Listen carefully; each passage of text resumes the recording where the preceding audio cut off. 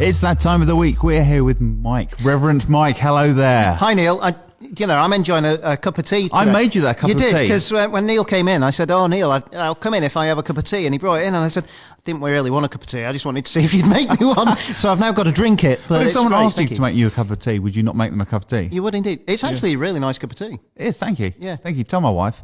Because I'm scared she always Cheryl, complains so no, about my cups of tea. Yeah, no. Need more practice, clearly. So, how's it been for you this week? It's been a busy week. We had on Monday our busiest food parcel day so far. Yeah. We sent out in total 25 food parcels. And we're seeing the levels go up and down. We need to keep that message going that people aren't alone. Certainly for us, we're day 46 into it. But we still got to keep letting people know we're here. We're here for the long haul. As long as they need us, we're going to be here doing the food parcels, picking up prescriptions, providing a friendly chat, and just being around if people need us. But the biggest thing is, don't be afraid. If you need help, ask. Pick up the phone and ask. Give us a call on 01276 66798, or go onto the website surreyheath-prepared.uk, and we'll get help to you. I tell you, the funny thing is, though, I've been working in the call centre for the past 40 I've lost track. 40 or so days. Yeah. And even now, we still get people saying, or what do you do to help?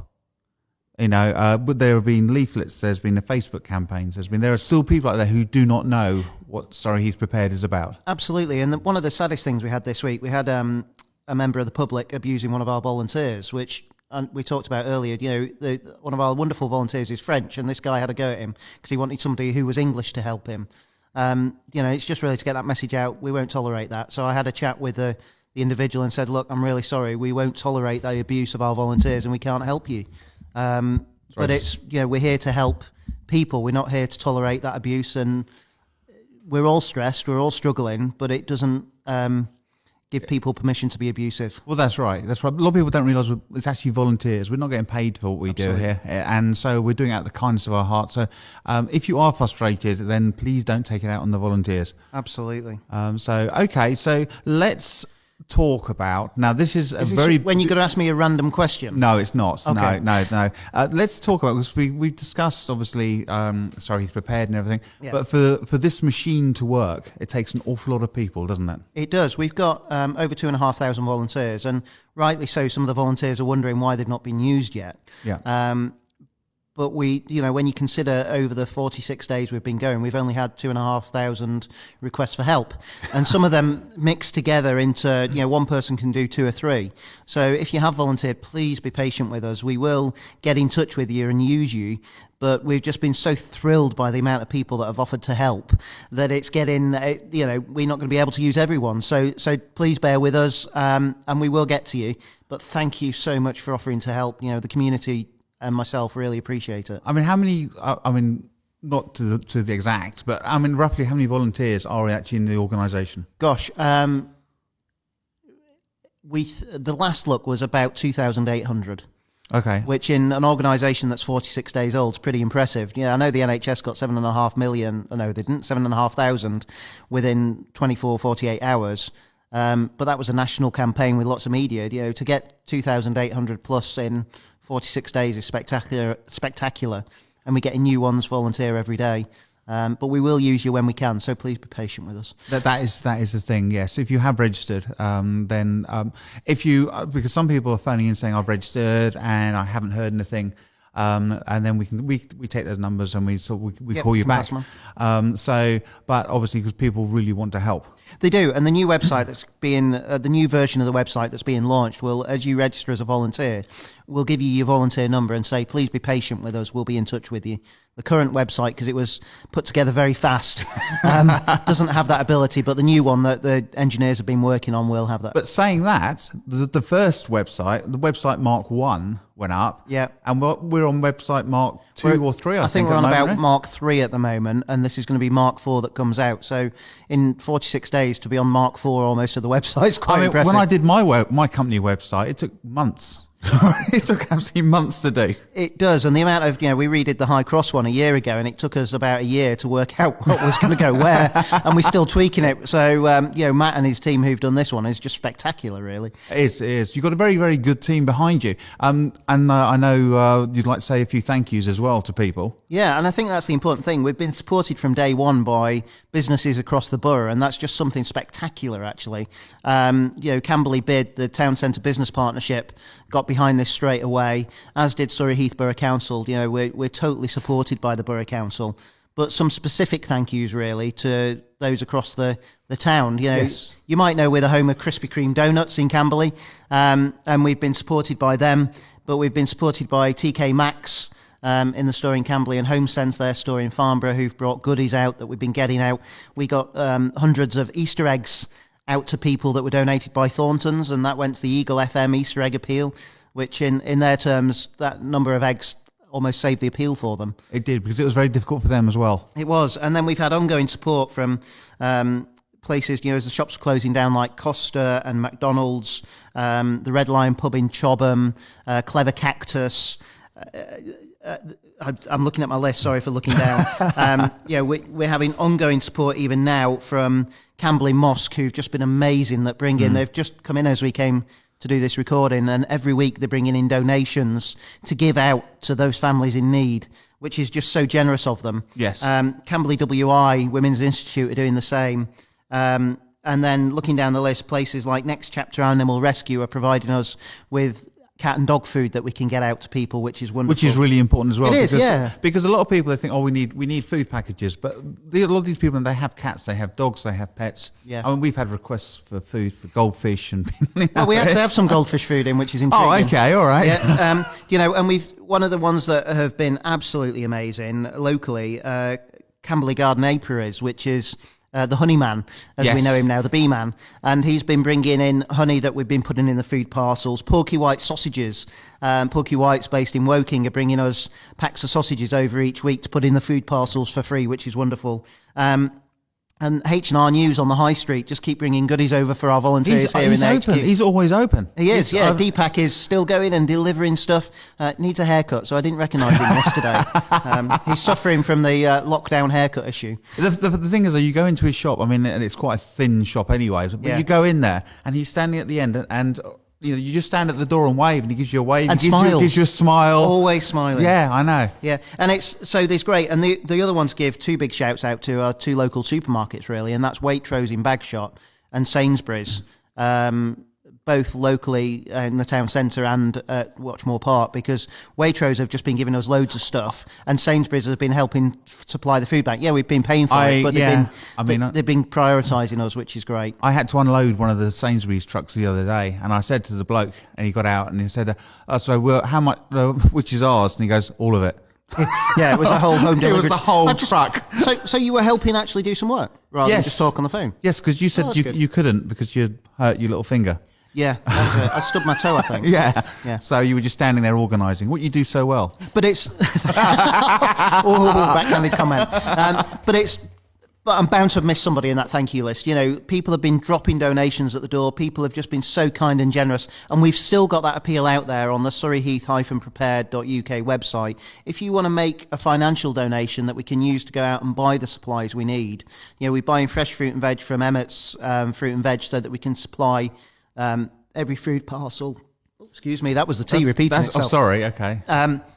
We can put fresh fruit and veg in every food parcel.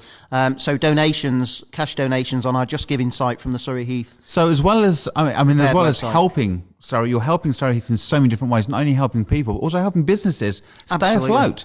And I think that's the key, isn't it? When this is over, we've got to regenerate our town centre and make sure that we've got a town centre to go back to. And it's going to look fabulous by the time we go back. Well, the work they've been doing looks great. And that's just added even more, actually, because I'm bound to forget people. So, Poundland in the town centre, Wilco, the shops that are open are just allowing us to have priority access to be able to get the goods we need to get out to people. And we can't praise them highly enough. This is a community effort in every single sense of the word. And they're just wonderful. It's a real honour And I feel quite humbled, actually, to be a part of this amazing community. Have you got to that star spirit when you walk down the street and people go, "Oh, look, it's Reverend Mike. It's Reverend Mike." So will people come up to you and go, "Thank you"? And are you there yet? No. Oh. But I did early on. I had a wonderful experience in Lidl. Having lived in Germany for so long, I do like Lidl. Oh, I yeah. had bratwurst last night from Lidl, which was lovely. German sausage. You've got to live there. It's a culture thing. I'm not. I like pork sausages. Okay. Sorry. I forgot what I was going to say now. Neil does this to me all the time. But yeah, I was there and I was some money short, and somebody behind me in the queue went, "Oh, Mike, don't worry, you've been doing so much, we'll cover it." And fair enough, it was only 20p, but it was kind of them.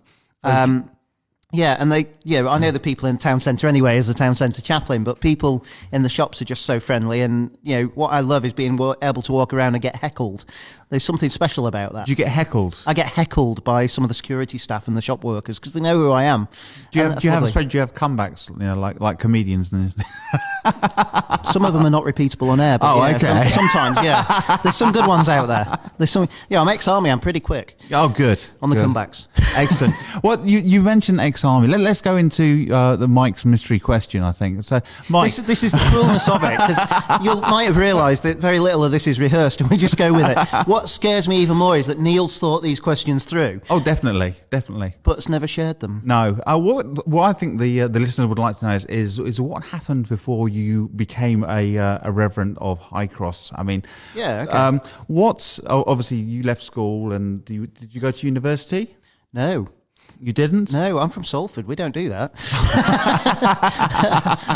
So I left school, A-levels, and then I went working for the URC in a youth centre for a year, which was wonderful. Worked for PGL Adventure as well for some time, and then ended up doing some temp work working for Midland Bank, as it was now HSBC, and doing youth work as well. And then was accepted for training for ministry, did that for 4 years at college and university, and did the degree through the church. Yeah. And then my first church was in Horwich in Lancashire, which was a great place, God's own county, of course. Sorry for all those from Yorkshire. Lancashire's definitely God's own county. And then I joined the army and became an army chaplain based in Germany, and then Abingdon, Purbright, just down the road, then back to Germany, and then eventually moved here and had a couple of little holidays in Iraq and Afghanistan, and a spectacular exchange visit going to New Zealand for 4 months. Right. But then travelled extensively to exercises across Europe, in Canada, across the UK, supporting our troops wherever they were, and walking that path with them. Why? Yeah, what made you want to join the army to obviously to be a minister? It's something that I always felt God had called me to. When I was growing up, I always felt called to the emergency or the armed forces. And when I was ordained, I wanted to join the Navy, but then kind of fell in love and realised I'd be away 6 months every year. Okay. So the army seemed a better option because you were at home more often than not. The last job I did, I wasn't on operations in a way, was away most of the year. But it was being able to be there with the soldiers wherever they are. So when we're in Afghanistan or Iraq, you were in the line of fire with them. And there's nothing sadistic about that, but it's going through that shared experience and being able to talk about those stories. And you've heard us here in in High Cross, we talk a different language because we got the shared memories. Even if we weren't in the same place, we know what it's like to be shot at. We know what it's like to, the banter is there. There is. We have a lot of, not a lot. We have quite a few ex-military volunteers. We do, volunteers. The veterans have come into their own, haven't they? Yes, because they have that organising. You say, right, we need that doing, and it's like no sort of like arguments. It's like, yep, sure, no problem, and it's done, and it's great. It's fantastic. And for me, it was about being able to witness Christ and talk about Christ in the most traumatic situations and the most unbelievable situations, so that you can say, actually, it might be rubbish, but somebody cares. God loves you, and we're here for you. I suppose as well, when you have like soldiers in that situation, they want to. All of a sudden, they do start believing in something because it's really hard for them. They might not start believing, but they certainly start talking about it. Yeah, and it starts that journey to faith. And it's as a chaplain, you're out in the thick of it, but we're not armed, and it's the one thing, we don't carry a weapon, but we have the same training, we wear the body armor, and we're still at the same risk as them. I remember I was blown up in Iraq, and have a metal plate in my shoulder and some of the injuries to show for it. But it's that common experience. We're in the front line as well. Yeah. And soldiers appreciate the fact that you're there with them to support them. You know the families because you've got to know them. So you can talk about their wife and the kids, and you can just help relieve some of that stress. And certainly in Afghanistan, I spent 6 months there without a break, but chatting to soldiers, and they would try the best to embarrass you as a padre.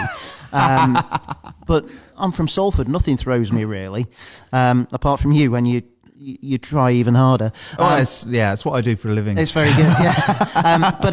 But it was just actually having those honest conversations and saying, my upbringing wasn't the most luxurious. I might now, wear a uniform and be ordained, but I've come from humble beginnings, and I understand what it's like, and understand where you're coming from. And one of the greatest experiences for me as a soldier is actually being able to stand with them and cry with them when things go bad, when you've lost friends, and people that you genuinely care about, and it makes a big difference. I mean, in a way, I suppose a lot of soldiers join the army at 16, don't they? So they see it as their way out of and it's what their family. One of the most heartbreaking experiences I had, and I'm not going to say to you with which unit, but was a soldier turning up with 3 carrier bags, and he said to me, "Oh, Padre, can you help me do something?" And I said, "Yeah, sure. What's the problem?" And he said, "I want to work out who I am." And he put these 3 carrier bags down and said, "This is my social services record of where I've been, which families have looked after me. I just need to work out who I am."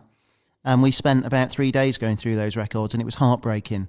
But it was the fact that those details didn't go anywhere else, and he trusted us enough to do that. And even today, I have messages on a daily basis from soldiers I've worked with and supported saying, "Padre, can we have a chat?" And that helps. And I think all that stood me in good stead for what we're doing now with Surrey Heath Prepared, because whether we like it or not, we're fighting an enemy, and it's an enemy that we can't see, that mutates, that changes. It's so much easier when it's somebody with a gun that's going to fire things at you. You can take precautions. Yeah. The greatest precaution we've got is washing our hands and socially distancing. And people need to remember that together we can fight this enemy, but we need to do it together by staying at home, protecting the NHS, and then saving lives. Socially distancing and not coming out of this lockdown too soon. And we can fight the war against the enemy that is coronavirus. Yeah. We just want people not to die. That's what it comes down to. And we've had 2 church members sadly die because of the coronavirus, got another seriously ill. And we're all going to know people that have suffered as a result of this. And this is real. And, please ignore the advice that President Trump gives you, but listen to the advice from our own government. Yes, stay at home. Stay at home, protect the NHS, and save lives. Yeah. Okay, thank you for that. It's a pleasure. That's quite a heartwarming conversation. I didn't expect it to go quite that way. We never know where these are going to go. I know. We're our but in section, typical chaplain, Padre fashion, we go from being deadly serious to being really stupid quite quick. At High Cross Church, I have come to notice that being silly, being yourself, and having fun and joking around is all part of it. Yeah. So, our Bean Boozled challenge. Again. We've now labelled the packets so we make sure we don't cross-contaminate. Yeah. So I've got one that is... Okay. I think it's either Tutti Frutti or Stinky Socks I've got. What colour have you got? I You've not got your glasses on. No, I haven't. It's purple. Is it purple? That's either canned dog food or chocolate pudding. Okay, or it could be brown. Yeah. I'm not sure. Right, let's go. Here we go. Oh, yeah. Oh. Is that dog food? Yeah. That's dog food. There's definitely a meaty flavour there. I got Tutti Frutti. It's really quite nice. Oh, you jammy person. Excellent. Should we do another one? Oh. How are we doing for time, Jack? We're fine. I think he's fallen asleep. Yeah. He hasn't hit one of his little sound pads yet. I'm waiting for that. No, or started waving at us. Yeah. At least he's remembered. This is, we should say this is the second take. The first time he forgot to press the button, didn't he? Yeah, I know. And that was quite after funny. about 2 seconds that was. Yeah. Right. I've no idea what this one This is. is orange. Well, you've got orange. I've got yellow, but it doesn't look like the yellow one on the box, so I'm intrigued. Okay. Oh, that's nice. That gets rid of the taste of the dog food. That was nice as well, but I'm not sure that was one that was on the box. But they're good. These were from the sweet shop. Closed at the moment, but by Poundland in the town centre, the new little sweet shop that's opened. Oh, yes. Really good sweet shop. I must admit, I do like the licorice that you get in there. It's more oldie woldy sweets. Oh, it's lovely. It is. You lovely. walk in, and you know what the best thing I like about it?